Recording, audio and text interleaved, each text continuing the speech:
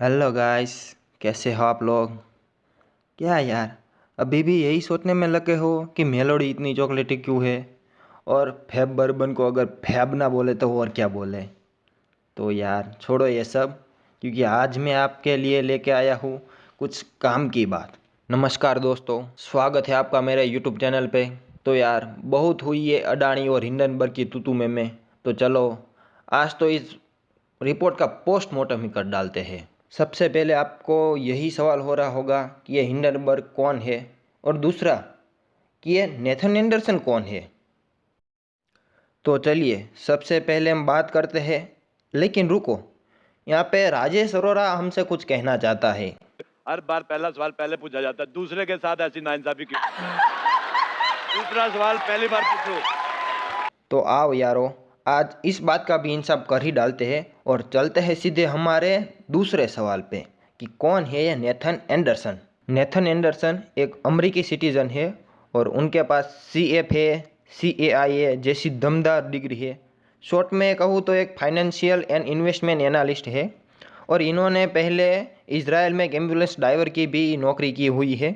और 2017 में इन्होंने हिंडनबर्ग रिसर्च के नाम से एक one kind of short selling company की शुरुआत की। फिर भी अपना ये एक्सपीरियंस तो डिकेड में बताते हैं, लेकिन मालूम नहीं ये गिनती कैसे करते होंगे। अब इस कंपनी के नाम के बारे में बात करें तो 6 मई 1937 को हुए हिंडनबर्ग डिजास्टर को देखते हुए इन्होंने अपनी कंपनी का नाम हिंडनबर्ग रखा है, जो कि एक बड़ी ही एयरशिप थी। और इसी दिन ये जलकर तबाह हो गई थी और इसमें 35 लोगों की जान चली गई थी। आप फोटो में देख सकते हो, ये करीब टाइटैनिक जितनी बड़ी एयरशिप थी। नेथन एंडरसन का मानना ये है कि ये एक मैन मेड डिजास्टर था। इसमें बहुत ही ज़्यादा गैस भर दी गई थी और इसे रोका जा सकता था। और इसी तरह ये भी जो शेयर मार्केट में मैन मेड डिजास्टर होते हैं उसको आइडेंटिफाई करते हैं और उसको रोकने की कोशिश करते हैं। अब आपको लगेगा कि ये तो एक बहुत ही अच्छी कंपनी है, लेकिन आपको बता दूं ये लोगों की सेवा के लिए ये काम नहीं करते। ये जिस कंपनी के बारे में भी रिसर्च करके रिपोर्ट पेश करते हैं उससे पहले ही ये उस कंपनी के शेयर की शॉर्ट सेलिंग कर डालते हैं और इससे बहुत ही बड़ा तगड़ा मुनाफा कमाते हैं। शॉर्ट सेलिंग के बारे में शॉर्ट में आपको बताऊं तो इसमें क्या होता है, जैसे कि शेयर का प्राइस नीचे जाता है इसमें आपको फ़ायदा होता है, और जैसे ही शेयर का प्राइस ऊपर जाता है इसमें आपको नुकसान होता है। और हाँ, शॉर्ट सेलिंग करना बिल्कुल ही लीगल है, इसमें कुछ भी इलीगल जैसा काम नहीं है। दुनिया की बड़ी बड़ी कंपनियां भी इस बात से डरती है कि कहीं उनकी कंपनी का नाम इस हिंडनबर्ग की रिपोर्ट में ना आ जाए। तो हिंडनबर्ग के बारे में तो जान लिया, तो अब चलिए इनका ट्रैक रिकॉर्ड चेक करते हैं। इन्होंने पहले क्या क्या गुल खिलाए हैं वो भी तो देखें। सितंबर 2020 में इन्होंने निकोला की गड़बड़ी के बारे में रिपोर्ट पेश किया और इसका इफेक्ट ये आया कि ट्रेवर मिल्टन जो कि इस कंपनी के फाउंडर थे और एग्जीक्यूटिव चेयरमैन भी थे, उनको रिजाइन दे देना पड़ा।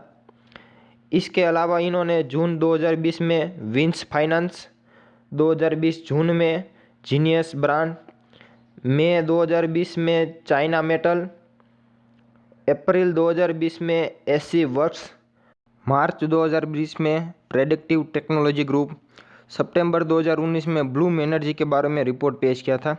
अब तक इन्होंने कुल मिलाकर 17 कंपनियों के बारे में रिपोर्ट पेश किया है। ब्लूमबर्ग की रिपोर्ट तो ये कहती है कि हिंडनबर्ग ने 2020 तक 30 कंपनियों को टारगेट किया है और दूसरे ही दिन एवरेज उन कंपनियों के 15% स्टॉक में गिरावट आई है। और अगर 6 महीने के एवरेज की बात करें तो ये गिरावट 26% तक आई है। मतलब कि आप देख सकते हो हिंडनबर्ग की रिपोर्ट में काफ़ी दम होता है। तो आइए अब बात करते हैं कि अदानी पर पूरे 2 साल रिसर्च करके इन्होंने क्या क्या एलिगेशन लगाए हैं। सबसे पहला तो ये कि अदानी को कॉरपोरेट हिस्ट्री में सबसे बड़ी ठगी करने वाला कहा गया है। अदानी की जो 7 की लिस्टेड कंपनियां हैं वो 85% ओवर वैल्यूड है। अदानी पर कई बार एस्टिमेटेड $17 बिलियन के money laundering, corruption, theft of tax payer जैसे कई एलिगेशन लग चुके हैं। इनके रिश्तेदारों पर भी कई एलिगेशन लगाए गए हैं। जैसे कि बात करें राजेश अदानी की, जो कि गौतम अदानी के भाई हैं। उन्होंने एस पर DRI रिकॉर्ड 2004 से 2006 में हुए डायमंड ट्रेडिंग घोटाले में मदद की थी और कुछ और वजह से अरेस्ट भी हो चुके हैं। और आज ये अदानी ग्रुप के एक महत्वपूर्ण मैनेजिंग डायरेक्टर के पद पर है। गौतम अदानी के brother in law Sameer Vora, वो भी सेम डायमंड ट्रेडिंग घोटाले में शामिल थे एज पर DRI इन्वेस्टिगेशन, और उसे अदानी ऑस्ट्रेलिया का एज एग्जीक्यूटिव डायरेक्टर प्रमोट किया गया। गौतम अदानी के बड़े भाई विनोद अदानी, उन्हें भी डायमंड घोटाले में पाया गया था। अदानी ने मना किया था उनके इन्वॉल्वमेंट के बारे में, बट इन रियलिटी की बात करें तो वो शेल कंपनियों का एक बड़ा सा एम्पायर ऑपरेट करते हैं। ये जो ऑफशोर फंड और शेल कंपनियां होती है वो अदानी का स्टॉक चोरी छुपे रखती है, जो कि सेबी के रूल्स का वायोलेशन करता है। और यहाँ पे हिंडनबर्ग ने हमको यही डायग्राम के ज़रिए समझाने की कोशिश की है कि कैसे विनोद अदानी के ज़रिए उन्हीं का पैसा उन्हीं की कंपनियों में घूमता रहता है। और यहाँ पे हिंडनबर्ग ने कुछ ऐसी शेल कंपनियाँ के बारे में भी बताया है जो कि अदानी के स्टॉक मैनिपुलेशन में काम आती है। जैसे कि Monte Rosa Investment Holding, Elara Capital, New Leaina Investment, Opal Investment Private Limited. SEBI के रूल की बात करें तो कोई भी कंपनियां 75% से ज़्यादा प्रमोटर होल्डिंग नहीं रख सकती। और यहाँ पे हिंडनबर्ग ने ये भी बताया है कि उनको किस किस कंपनियों पे कितना कितना परसेंटेज प्रमोटर होल्डिंग से ज़्यादा होने का डाउट है। अदानी कैसे अपने ही पैसों का गलत तरीके से इन और आउट करता है अपने ही एम्पायर से, वो भी यहाँ पे बताया गया है। आप देख सकते हो ये सभी मनी इन यानी कि पैसे आने के ट्रांजैक्शन दिखाए गए हैं, और मनी इन के बाद कैसे अदानी अपने इस फंड्स को अपनी ही लिस्टेड कंपनी में डालता है और इसका पैसा ऐसे ही घूमता रहता है, जिससे यहाँ स्टॉक मैनिपुलेशन का एक बड़ा ही गेम खेला जाता है। अब देख सकते हो मनी आउट के भी कुछ ट्रांजैक्शन यहाँ पे दिखाए गए हैं। और आखिर में यहाँ पे हिंडनबर्ग ने 88 क्वेश्चन अदानी से पूछे और ये भी बता दिया कि हमने US ट्रेडेड बॉन्ड और नॉन इंडियन ट्रेडिंग इंस्ट्रूमेंट के ज़रिए अदानी ग्रुप की शॉर्ट पोजीशन ले ली है। तो इसी वजह से इक्विटी मार्केट से ज़्यादा तो बॉन्ड मार्केट में बहुत बड़ी गिरावट आई है। अदानी US बॉन्ड जो कि पिछले 3 सालों में सबसे ज़्यादा फॉल्स हुआ है। दूसरा, क्रेडिट स्विस बैंक ने तो अदानी बॉन्ड को एज ए कोलेटरल लेना ही बंद कर दिया। अदानी को अपना 20,000 करोड़ का FPO भी कैंसिल करना पड़ा। और आपको सुनकर हंसी आएगी, इन्होंने लॉजिक क्या दिया कि हमने ये कैंसिल इसलिए किया है क्योंकि इन्वेस्टर को लॉसेस को बचाया जा सके। क्या बोला तूने? इस रिपोर्ट से पहले बात करें तो अदानी वर्ल्ड के तीसरे सबसे अमीर आदमी थे, जो कि 1 फरवरी को 15वें नंबर पे आ गए, 3 फरवरी को 17वें नंबर पे आ गए, और आज जब मैं वीडियो शूट कर रहा हूँ तब ये दुनिया के 24वें नंबर पे है। और अगर अदानी की नेटवर्थ की ओर नज़र करें, जो रिपोर्ट से पहले 120 बिलियन की थी और अभी ये करीब 47 बिलियन के अराउंड है।